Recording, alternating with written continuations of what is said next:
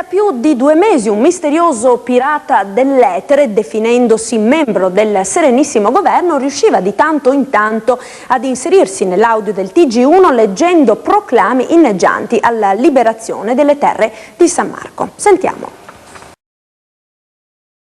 E pertanto, da un punto di vista storico-giuridico, il Veneto Serenissimo Governo è pienamente legittimato a rivendicare l'indipendenza della Veneta Serenissima Patria e ad attuare tutti i mezzi che riterrà necessari per ottenerla.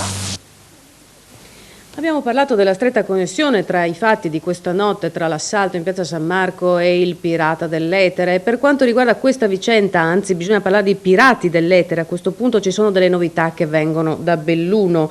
Ieri sera l'audio del TG1 proprio nel bellunese è stato interrotto dal messaggio separatista, la polizia però ha messo le mani sull'apparecchiatura che è servita a questo scopo. Lungo questo albero saliva il cavo al quale era collegata l'apparecchiatura. Sì, circa una decina di metri di cavo che era appesa l'antenna, insomma. Ho capito. Assieme all'antenna e al cavo, quale altro materiale è stato sequestrato? È stato sequestrato un contenitore dove conteneva un autoradio collegata ad un timer che faceva partire la cassetta dalle 20:01 alle 20:13.